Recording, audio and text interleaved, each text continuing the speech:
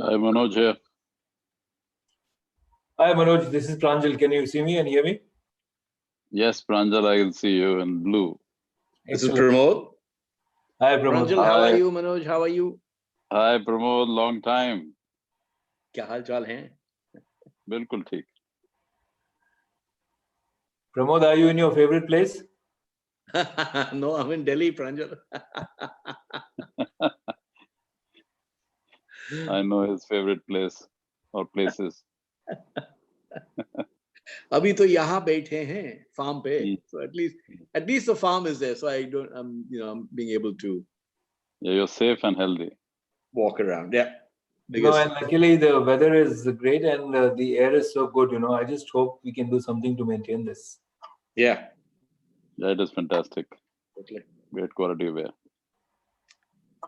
Pramod, there's a lot of light behind you, so your face is in the dark. I wonder if you can switch around so have light. Yes, yes, I can. Let me go the other side. Okay. Am I okay, Pranjal? Yeah, perfect. Because I'm also facing a window and I've got some lights on, so you get this.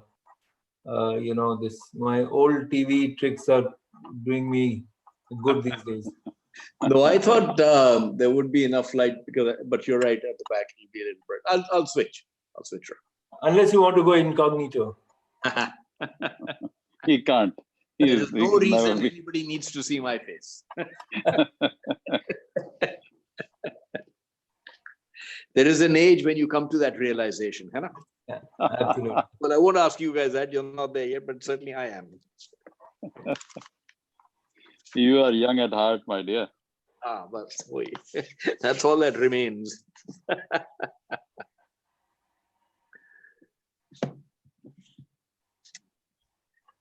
I can see from the chat that more than 200 people have joined already. Okay, and Rekha was saying that she's expecting more than 400 plus, maybe 500, because while you can see 200 plus on Zoom, it will be on Facebook and YouTube live simultaneously. I'll take questions only from the Zoom chat. Okay. You are the boss. You decide. Is that any better, Pranjal? So much better. Yes, absolutely. I agree. Good evening, everybody. Hi, Pramod. Rekha, how are you? Always good. Hi, Manoj. Rekha. Hi again. Long time. Long time, yes. A couple of hours, maybe. And hi, Pranjal again. Hi, Rekha. Great to have you three here. And a warm welcome to all of you. Thank you so much for accepting our invitation to join this group. As Pranjal has already explained, we will have perhaps more than 500 people viewing this talk today. Some of them are on Zoom and the others will be on YouTube and Facebook. So we look forward to a great session. And with these words, let me hand over the session to Pranjal to take this forward.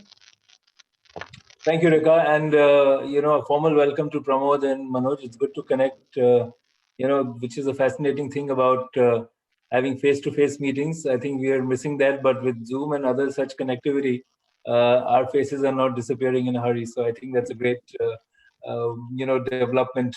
The discussion is clearly about how, we are in a current crisis. I think there are two parts to it, and I'd like to come to both of you on that. One is, of course, coping with what we have right now. I think businesses are struggling in almost every single sector, and companies seeking some kind of a support from financial institutions or government bodies.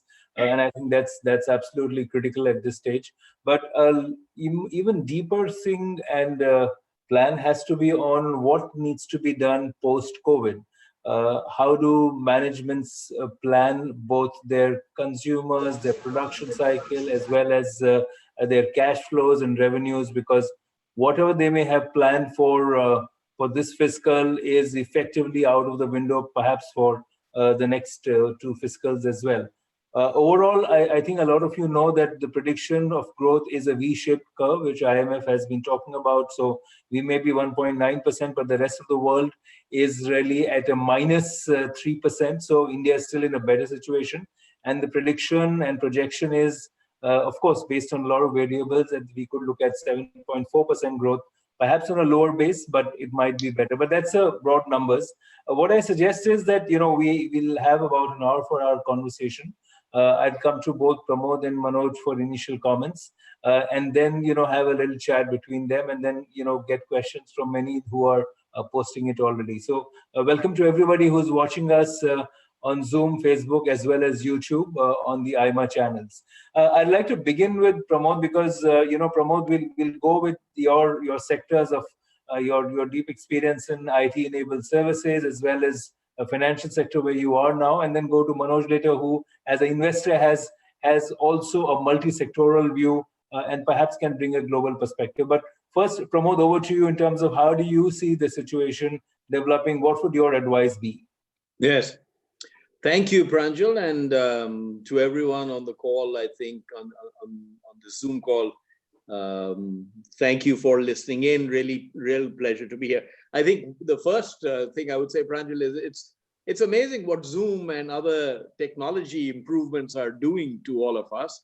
To be honest, to some extent, I'm not missing going to the office that much anymore. and I think there's enough jokes going around about one of us waking up later on and saying, now, what did I do for a living? Let me find out. We've been home too long. And I think there's some great benefits to that, which we can talk about later, which I think are valuable lessons for us in terms of how we could have changed earlier and didn't, and perhaps change gets forced down our throats. Let me take it at a broad level. No point repeating what everybody reads in the newspaper, and actually no point repeating what nobody really knows, which is when and how we come out of this, okay? We can all speculate, but the fact is, I'm not sure anybody knows.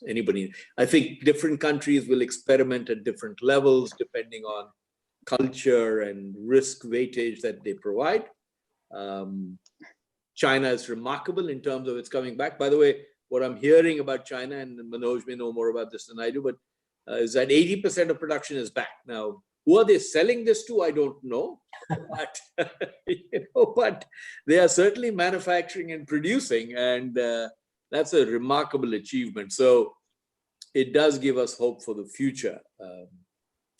Let me take the first sector, IT sector broadly. And within that, there are many dimensions, as we know.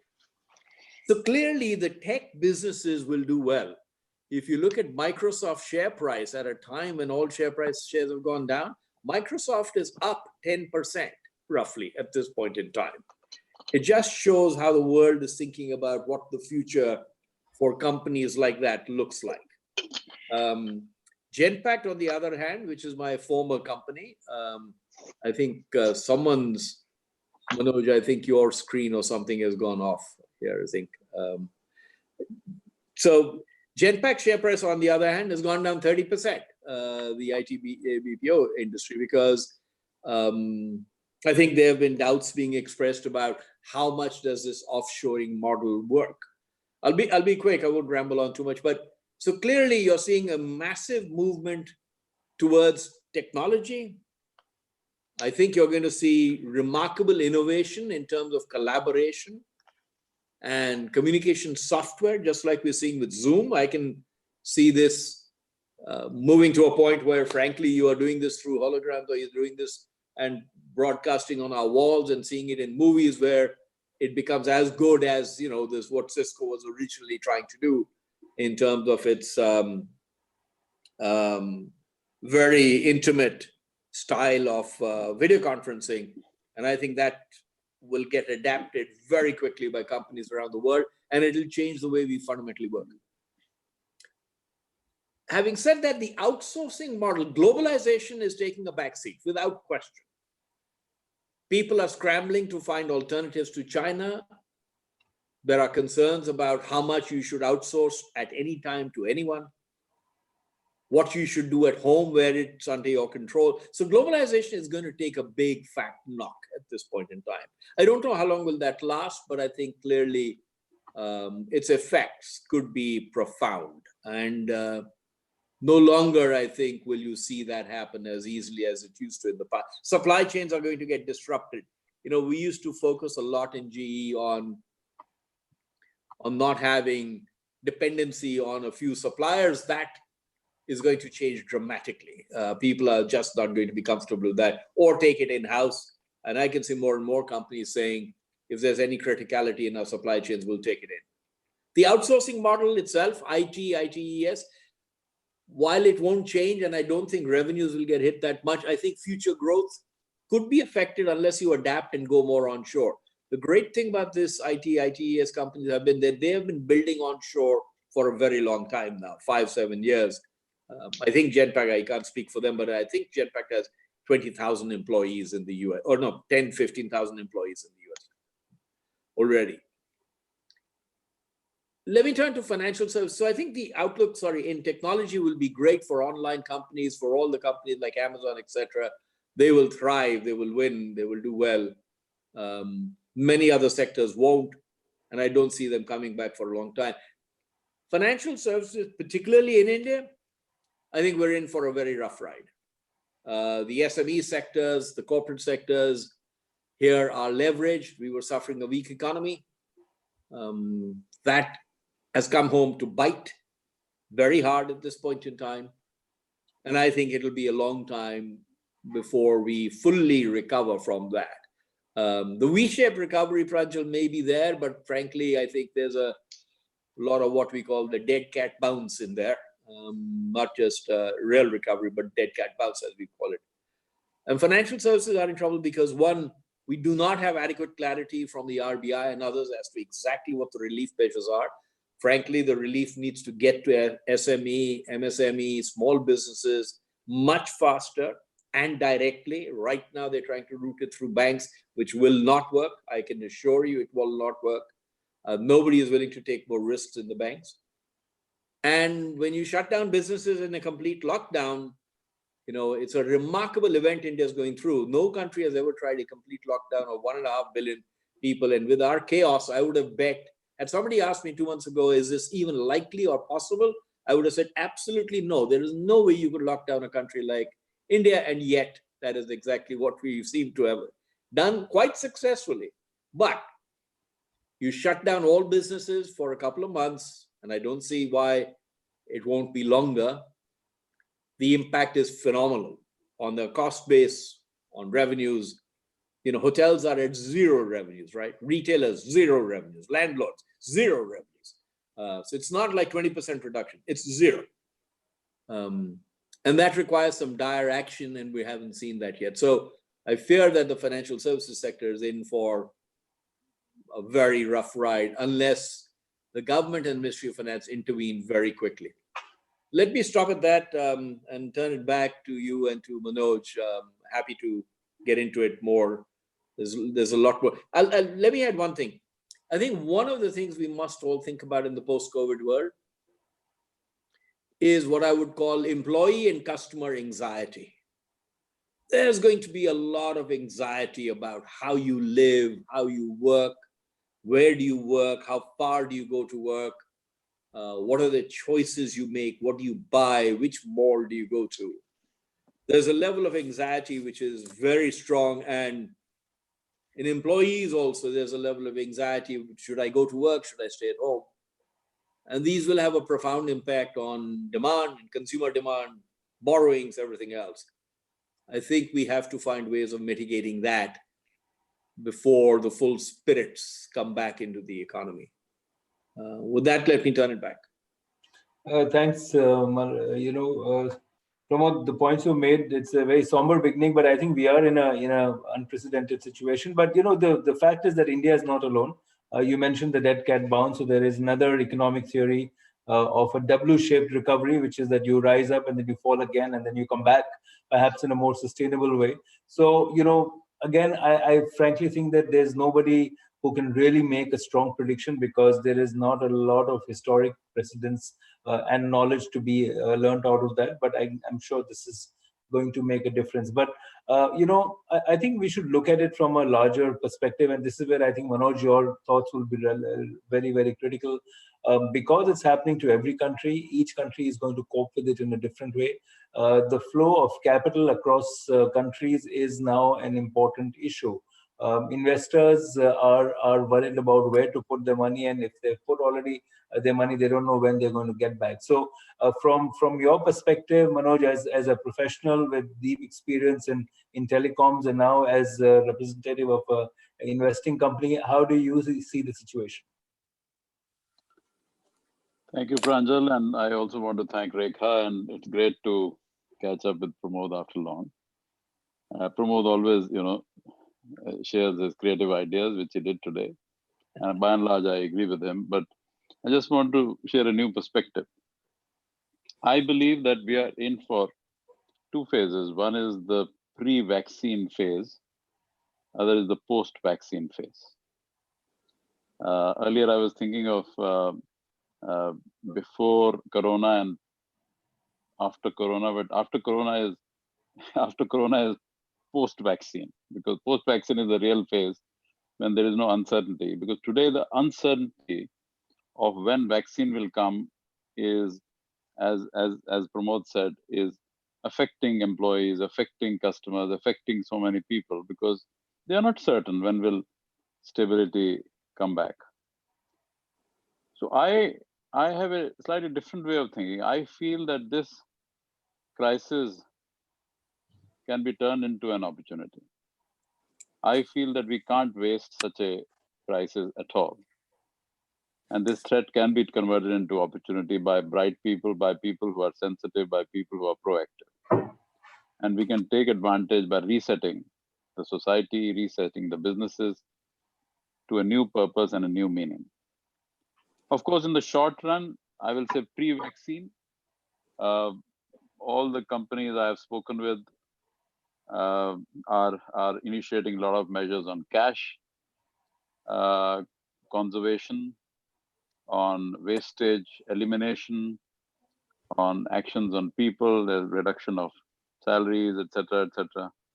And clearly, in India specifically, the biggest impact is on unorganized economy, because India's 90% economy is unorganized. That's really the highest in the world compared to any other large economy of the world. The more organized you are, the more shock you can take. And therefore, I think we are impacted more in the short run. But if you see the new environment as we go into post-vaccine, as I call it, major global shifts like oil is the biggest shift, and India will benefit from it strongly. Major international shift on China, as Pramod was also saying, and again, India will benefit from that change. And I feel that a new consumer behavior is being discovered by all of us. The marketeers will really now, you will see in the next 3 to 6 months, huge market research on new consumer behavior, on being online, on a new strategic direction for companies based on a new consumer behavior. And as you know, the entire investments of many tech companies, including in SoftBank Group, are based on online businesses which are disrupting the traditional industries, businesses which are based on AI and online delivery to the customer. So I believe that a lot of traditional industries now will be not forced to move, but I think they will understand and they'll introspect and they'll move to a new model, which is much more online. Hence, new business models will be initiated, and that will change the cost structures, that will change the delivery structures. Many companies in this period, this is the period of planning and introspection, will find new products. Already they're doing it. I'm talking to many companies every day. New markets, a new digital momentum is being ready to be created by many new companies. Even the businesses are trying to initiate a rebranding or new branding inside or outside the company. So overall, I see a very significant transformation of the market because of the new consumer behavior. The companies who are already digital will grow much faster.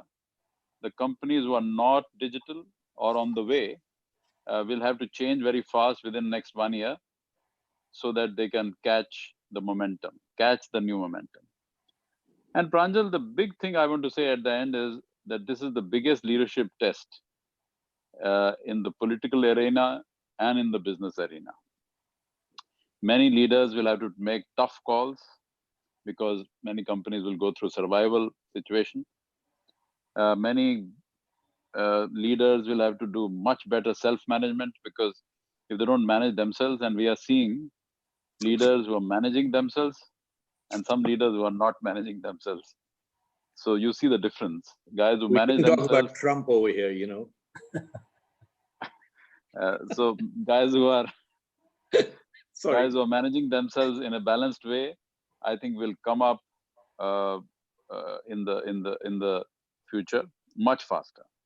Now, what are the qualities of the future leadership? I think that's a very important thing, Pramod, we should talk about, because now it's very clear that agility, flexibility, adaptability, very, very critical for future, because markets will change, consumer will change much faster than ever before. How about empathy, Manoj? Yeah, I'm coming to that. You're absolutely right. So humility and authenticity. Humility and authenticity are other qualities which leaders will prosper. A leader who's not humble or who's not authentic, difficult to sustain. And last but not the least, I believe courage. A leader who shows courage to eliminate obsolete mindsets. A leader who can throw away his trained incapacity of old times, obsolete behavior, I think will bounce back in a big way. So this is, I feel, a global leadership test in business, where leaders will either emerge stronger or get eliminated. So that's my overall view, Pranjal. Right. So, that's great. I think leadership is very, very critical, as you rightly said. There's a very interesting cartoon I saw, which I don't want to show here, but I can talk about it. There's a simple question being asked: who is responsible for your digital transformation? Option A is your CEO, option B is your CTO, and option C is COVID. So, obviously the answer is number C. When you circle that and say, look, that digital transformation that everybody has been talking about has really been triggered by this.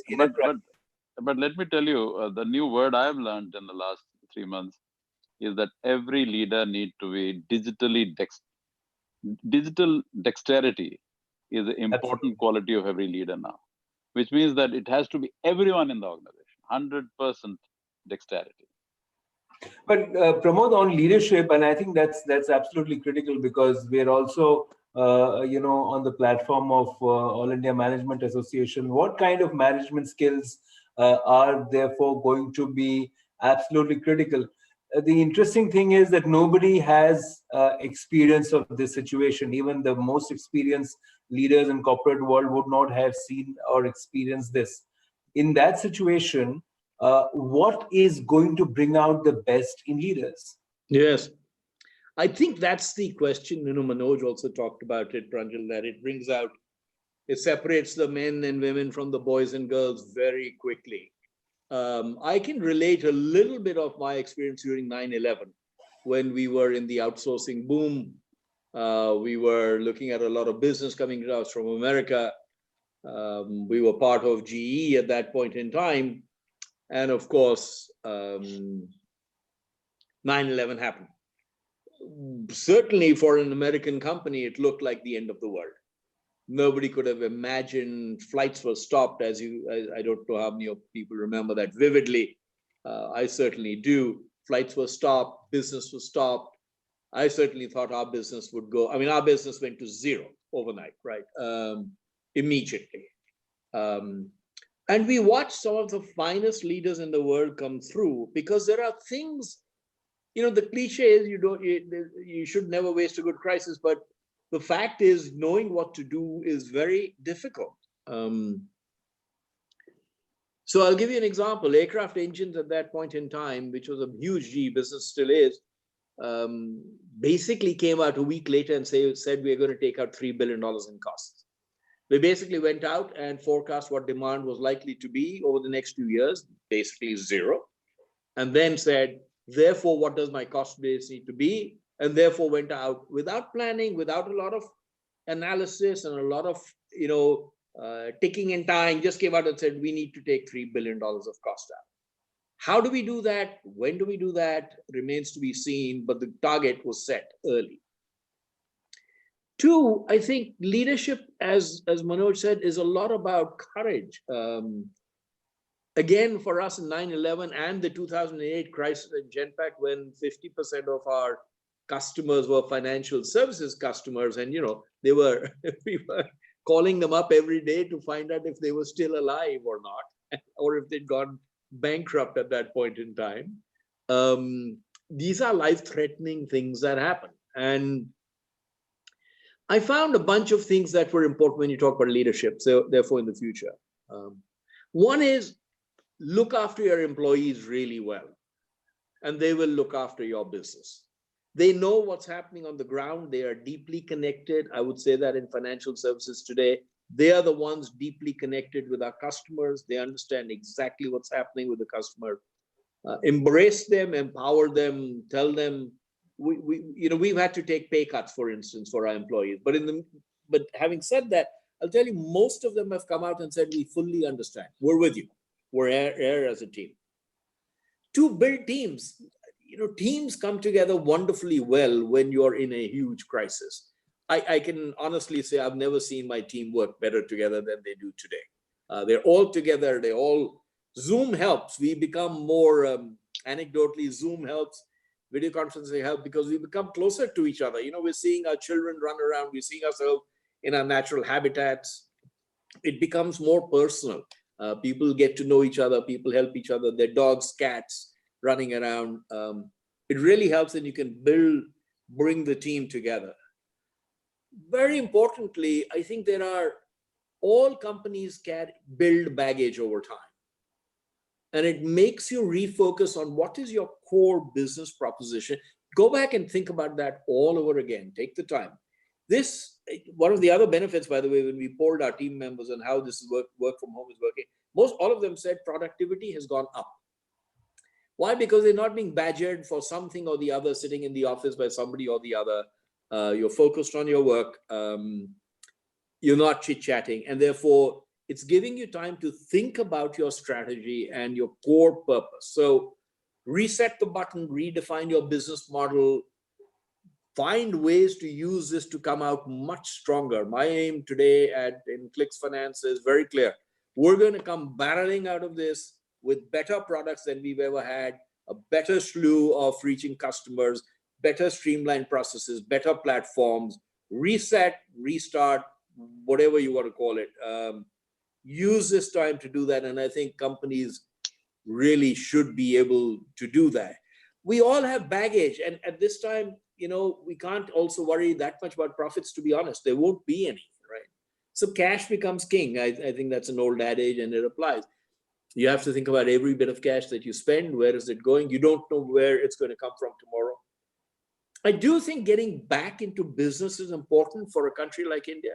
I've had many discussions with many people on this. Very importantly, and Manoj, I was talking to Sunil Mittal about this, and he made the point to me very forcibly, very vehemently, as he said, look, we have to get back into business. Even if we wait another month or 2 months, where is that going to get us? Because we're still in the pre-vaccine world, and that's not about to change for another 6 to 8 months. So getting back into business gives people a purpose. And I think we have to calibrate on that and capture that sentiment also. Otherwise, it does become far more dark and morose and depressing as time goes on. This may also be the first time we have seen social media and the media create a pandemic completely. I'm not talking about the real pandemic of the COVID. There is a separate pandemic of news and information and overflow and everything else. 1 million people, 2.5 million people die in the US every year. 850,000 die of heart attacks. We don't count each one every day, every month, every week by state. We don't do that in India. 10, 12 million people die in India every year. Many of them have diabetes, heart attacks, cancer, etc. But now we've got this crescendo, and I hope all of us can find a way to not get confused by it, not get depressed by it, but know that there's a light at the end of the tunnel. The numbers proportionately are still very small. And last point I would just make, and I'll turn it back to you. Optimism and hope to me have been the drivers of economic change and progress throughout world history when you come out of the world wars. And I think maintaining optimism and hope to me becomes central as a leadership point, that you encourage your people no matter what the bad news is that you're heading out there, because there will be a light at the end of the tunnel. We will come out of this. But reset your business plan. You can streamline all your processes. This is a great time to go through, cut out all your processes, go through them, see how you can serve your customers better, cut out your internal processes, think about your cost base, completely reset your cost base assume you'll hit 60% of revenues. What would your cost base be? What should you do with that? So I think there are many very distinct steps here which are interesting for people to think about. But it is all about leadership, as you said. A great point. You made, Manoj, a quick point on this, just building on what you said and what Pramod said. Employees are either seen as assets or liability. Now, what we see today is a lot of companies seeing them as liability. So while Pramod talks about, keeping teams together and inspiring people, most companies seem to be saying, well, that's the easiest cost to get rid of, and let's move on that, and we'll manage everything else later. Now, is that a short-term solution which will hurt in the long term, or do you see that that's an essential amputation required for a company to survive? So Pranjal, we are not talking of immediate term, and good leaders don't talk of immediate term. They always talk of longer term. And in longer term, employees are assets. Especially good employees are assets. If there are a few not so good employees, anyway, whether it's good time or bad time, they are not so good. So I'm very clear, if a leader or a company is not being empathetic at this time, and Pramod is absolutely right, employees themselves are taking 20%, 30% compensation reduction themselves voluntarily, which is fantastic. So if based on this, companies and leadership is not empathetic, not displaying or manifesting hope and optimism for future, then that company, that business will not come back, or will come back with a lot of struggle. So I feel that we as leaders also have a responsibility to future, building the future after this reset. Yes, I agree with one point on baggage. There are many companies, and let me give you 2 examples. In the last few days, I've talked to 2 companies. One is a very old company in India, large old company of 50 years, 60 years.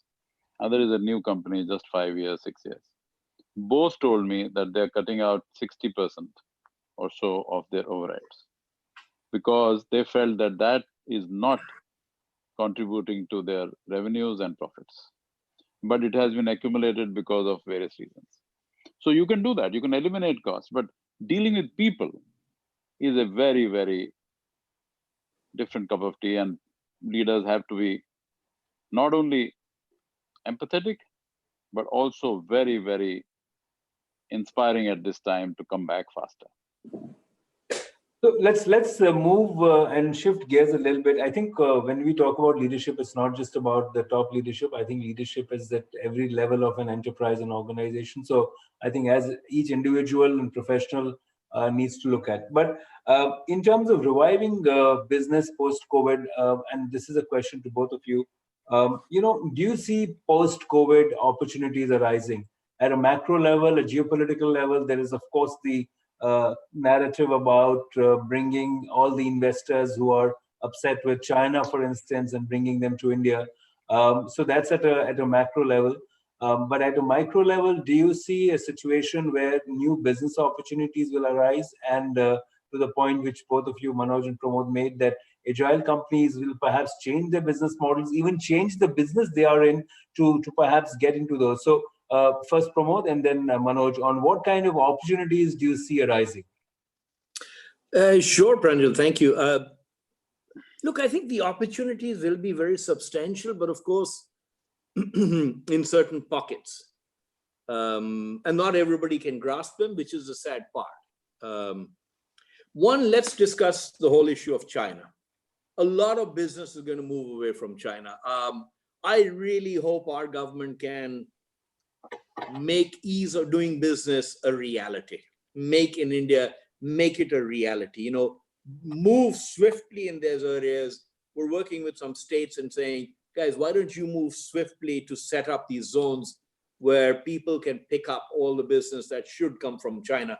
The sad part is, in the past, when that moved, when the garment industry moved, it went to, you know, Myanmar, Indonesia, Vietnam, Sri Lanka. It didn't really come here for reasons that we are all quite familiar. I really hope, one, we can change that substantially. There will be a lot of business coming out of China.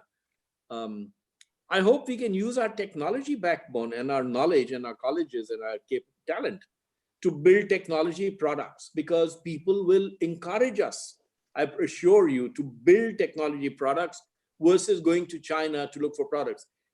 If you remember, a lot of innovation is China driven by the needs of American and many other companies to say, I need a new product, I need a better lens, I need better glass, I need a better camera, I need better batteries. And they go to China for innovation. Well, some of that will stop.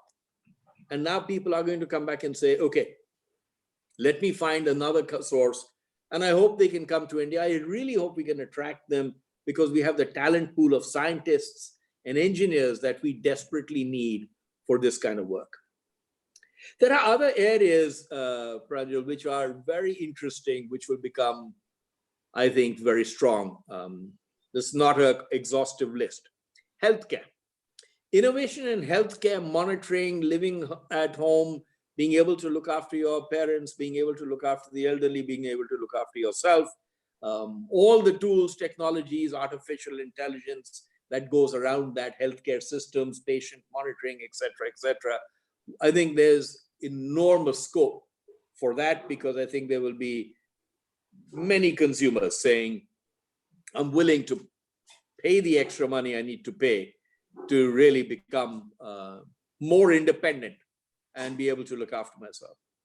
Technology innovations, communication strategies, video strategies, connectivity, collaboration tools, moving with online programs much better than we have done in the past. I think all of those things will be huge deals, because companies will work through those tools much more than they ever have done before. And global companies in particular, which used to do this already, will change. Education, I think, will change. You know, every college, all the big colleges always said, oh, no, you have to come to Harvard, and you have to come to, you have to come to Harvard, and you have to come to MIT to really learn and live that experience. Well, look what's happening. All of a sudden, you know, all those courses are online and everybody's teaching. Professors are getting trained how to teach online. All of it is happening. So I think education, online education, will get a huge fillip over here. Online financial services will get a huge fillip. You know, bank branches, etc. Suddenly you don't need them. You never needed them. To your point about what has driven digitization, is it your CTO, CEO, or COVID? I mean, it's COVID, right? It is COVID. Of course. Work from home. I've been propagating work from home for years. At Genpact, I think we have 10,000 people. I've been saying, why do people come to the office? But nobody would take it up. Well, guess what?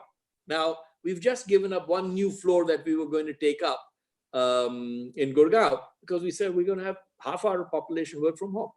So, you know, you get a crisis like this, and suddenly it forces you to change habits. Many of these changes should have happened many years ago. There was only our mindset that was stopping us. Because that's a great point. Let me come in here, because, you know, there's also a question from Ganesh Natrajan, who asked on chat saying that People will also now see that whole work from home piece as a representative of digitalization. And well, we've done it because I've got 20% of my workforce at home and connecting through video. What a great achievement for the company. But clearly, the transformation will have to be much more than that. Oh, yes. Oh, yes. I think, but it will be already. I think people are very innovative. Companies will have to get used to thinking about that. It will bring into the workforce also. One of the great things, Pranjal, I think it'll do is it'll bring into the workforce so many people who didn't want to commute all day, didn't want to spend more than 8 hours a day in the office. Women who have children, but who are extremely well qualified and can really help you do stuff. So I think it changes the entire psyche. And as we get comfortable with it, by the way, it changes. I mean, you know what is not going to sell that much anymore? Are suits and ties. Because now we work like this, right? Well, at least, the jackets will sell, but I'm not sure about the suits. Correct. I'm not sure about shoes. When was the last time you wore a shoe? So I think there are changes like that will happen. Manoj, there's a couple of questions which I'm getting, a few questions. I'm going to synthesize some of them. There is, of course, the question about, will there be an asset bubble because a lot of money is also coming in terms of stimulus. The ability to digest money is not there. So while at one level there's a huge demand for money, the ability to digest that is also pretty low. So how do you see that playing out? Yeah, Pranjal, can I just follow on the last question, which was very interesting, and then come to this, if you don't mind? Sure. Okay, I feel the recovery will be V-shaped because I believe that there'll be a lot of pent-up recovery, which will happen. And not only demand recovery, but also productivity recovery, which will be much faster and much bigger. Before I come to your second question, 5 sectors, in my view, will build up much faster than other sectors. Others will also build up, but these 5. First is manufacturing, and the point Pramod made is absolutely right, that Vietnam and other countries have taken away a lot of benefits. But I believe that all those markets in Southeast Asia don't have domestic market, a large domestic market. And companies will come to India, multinationals will come to India, American, Japanese, Germans and others, for the domestic market, not for exports. And I think other Southeast Asian countries can't talk about that. So luckily we can, and in a arena when the globalization comes down, people won't go somewhere else for export, building export capacity. So India that way will benefit from manufacturing. Number 2 is the oil issue will benefit India because solar industry, wind industry, electric vehicles, auto, and all that will benefit India because you will have many more solar energy projects and wind projects, electric vehicle, automotive plants. You will see, because this transformation will be the biggest transformation in the world, and India is already leading it. And I think we should lead it more in the times to come. The third is, as said earlier, tech and online sector. Tech sector, luckily India is strong and India should get stronger. And other 2 sectors, healthcare and education both. And both I feel have been neglected to some extent in the past, but now technology will enable them to improve and grow much faster. So the point I'm making is there are many sectors which are modern and there are many sectors which are traditional who will benefit from this, and we should focus on that. Now, coming to your demand factor, I believe that yes, it will take time. This year, the growth in India could be very small, if at all. But next year, India's economy, GDP will come back much faster. If we are able to go to 5% next year, or maybe 6%, that would be great, because India is a consumption-based economy. It's not an export-based economy. So therefore, consumption has to come back. Government is working hard. I'm sure government will announce few more packages. Private sector will do much more. Multinationals will come in. So I am optimistic that next year, which is next fiscal year, 21-22, will be good for us. You know, the question of manufacturing and small and medium enterprises is linked, and it's also linked to the fact that a large part of our economy is still in the informal sector, and therefore you see, you know, for the first time, I think in our careers, it's visible to us when you see migrants on the road. These are all people who are contributing to the economy at a very low cost, and I think that should not be ignored. And I'm not talking about the political issues and logistics issues. The fact is that the huge part of our economy, which is informal, do you see that changing? Do you see now far more focus both in the industry as well as in among the policymakers to address it? Because you will see some kind of shrinking of manufacturing, partly because of automation, partly because of demand. You will see that small and medium enterprises who do not get the right kind of support will probably collapse, some of them. So how do we see a revival out of this? So I'll stay with you, Manoj, on this and come to Pramod. So Pranjal, this is a very, very important transition India has to go through, from unorganized to organized. I think we have ducked it for long. We cannot duck it any longer, because we cannot have 90% of our economy unorganized. It is too high. I think the highest India should tolerate is maybe half of our economy can be unorganized, but not more. Because the organized economy becomes a backbone of your country, provides a lot of stability, provides a lot of taxation, provides a lot of compliance with various things. And unorganized, and that's why our cash economy was large in the past. So cash economy moving to bank economy, organized to unorganized to organized. Small and medium company units will continue. I don't think there is a threat. The only thing is those companies who are more compliant will sustain better. But companies who are not compliant with modern processes, systems, taxation, etc., will have problems. Pramod? I think, I do think we need a lot of policy intervention here at the ground level, implementation, to make this manufacturing sector come roaring back. We just have way too many issues with that. And I think we haven't solved for them for many, many years. Ask any entrepreneur and manufacturer. Look at the latest rule that came out, guys. It said, and it was clarified, but it's still not clarified fully, that yes, you can start manufacturing, you can start opening up industry, but there is an interpretation that if a COVID case was caused by so-called your negligence, it's a criminal offense. Wonderful. I mean, and who's going to interpret that? Is the average guy, is your local friendly neighborhood policeman, right? And guess what's going to happen? So I think we constantly stab ourselves in the foot on issues like this, which is why, frankly, the service industry takes off and manufacturing remains very hard to do.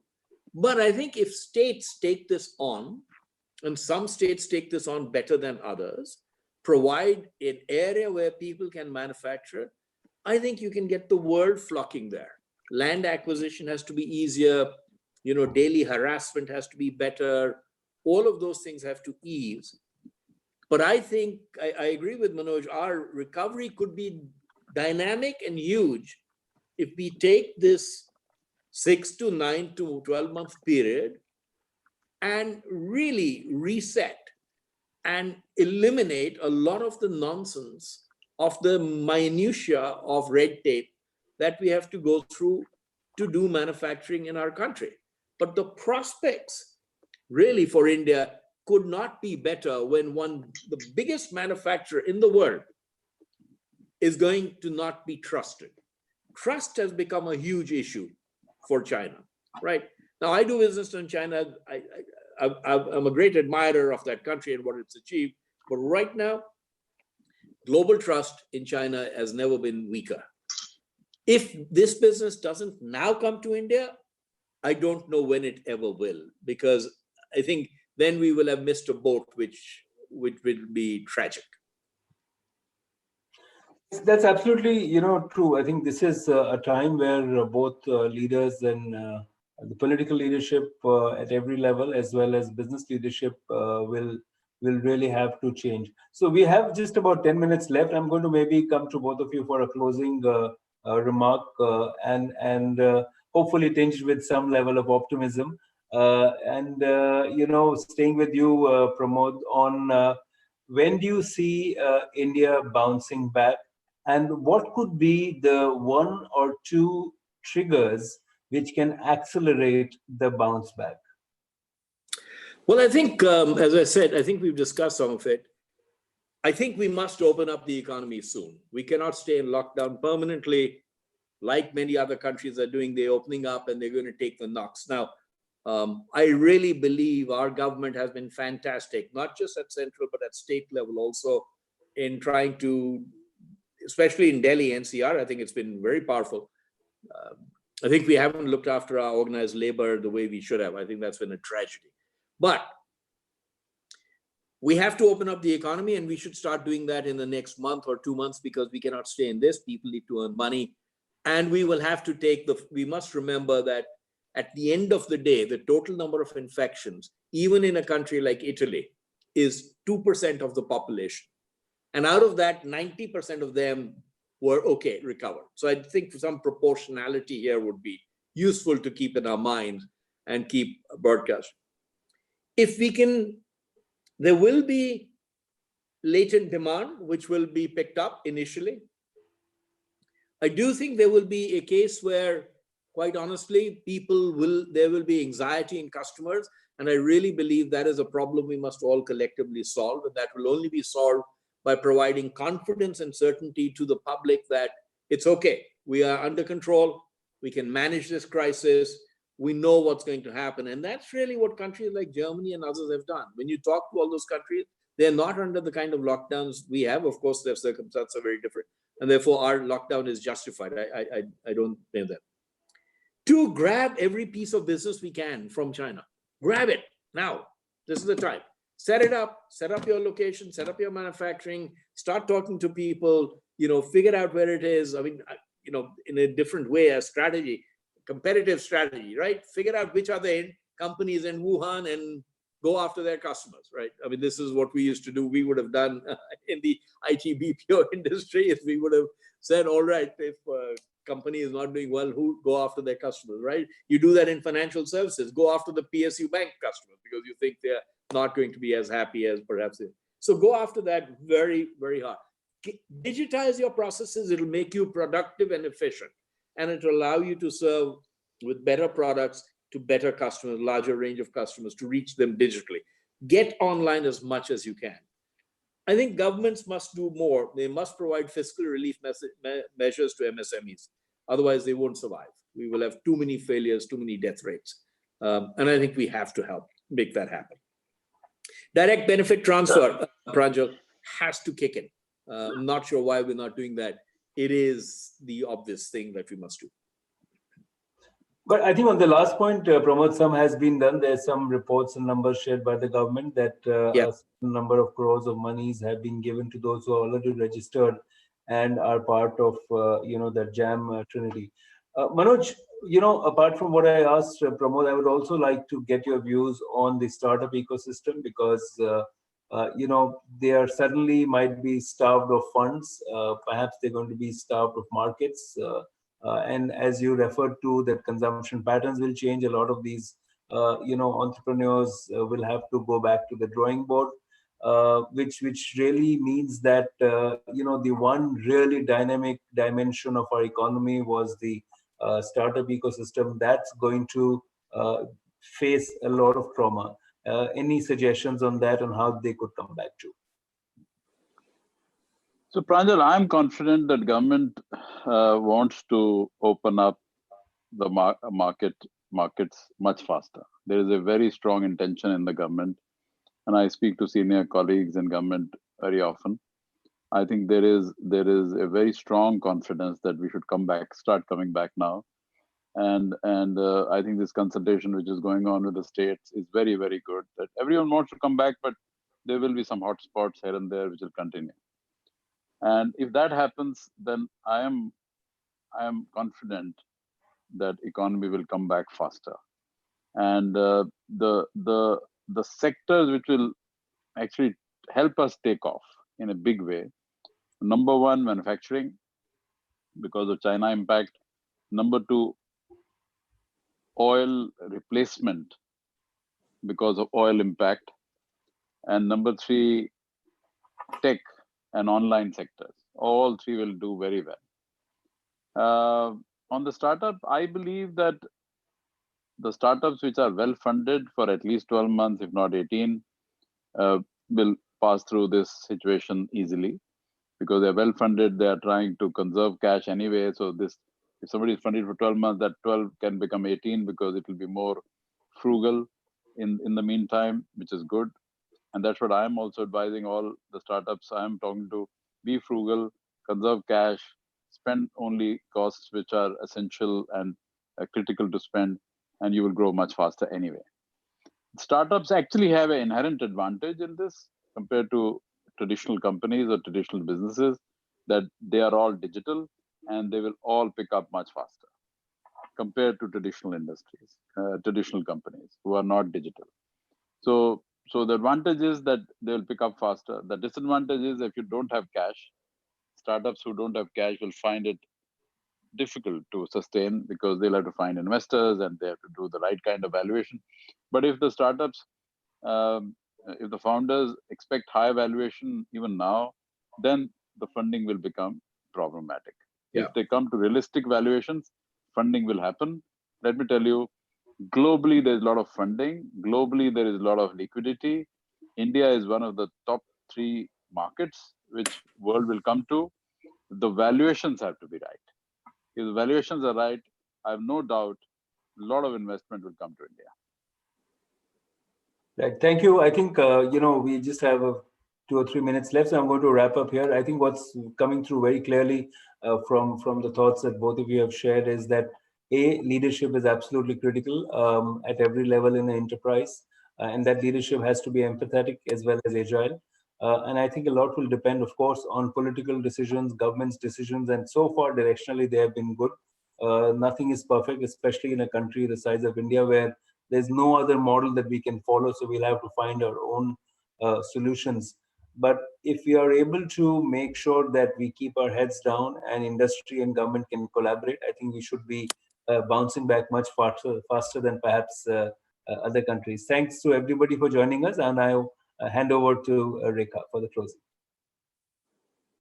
Thanks a lot, Pranjal, and thank you for a wonderful session, Pramod, Manoj, Pranjal. It's been really amazing. We had over 300 people joining us on Zoom and over 249, almost 250 people on YouTube. So it's been a great session, and thank you so much for making this happen. Just very quickly, I'd like to just tell you about some of our upcoming sessions. We have Amitabh Khan, CEO of Niti Aayog, who's going to join us on the 5th of May from 6:30 to 7:30. So do join. And the following sessions this week include one tomorrow with Vineet Agarwal and Devendra Chawla. Vineet Agarwal is the Managing Director of PCIL and Devendra Chawla, CEO of Spencer Retail. Disruption proofing supply chains. I think supply chains is something which is really critical to today's world. So it should be a good session. Day after, which is Thursday 30th, we have Beyond COVID, Relief to Recovery to Resilience. And we have Dr. Ganesh Natarajan, Mr. Dev Bhattacharya, and Ms. Rashmi Ranade, who would be the speakers. On Friday, we have a very interesting session on how India will drive global leadership in technology, the road ahead. And this will be addressed by Mr. C.P. Gurnani, CEO and Managing Director of Tech Mahindra, and Mr. Saket Modi, co-founder and CEO at UCDS. And it will be moderated by Karthik Sharma. So looking forward to a few more great sessions coming up. And thank you all for joining us. Big thank you to the speakers. Have a good evening, all of you. Thank you. Thank you, Bye. Rekha. Thank you, Rekha. Thank you. Thank you, Pranjal, Pramod. Thanks. Thank you.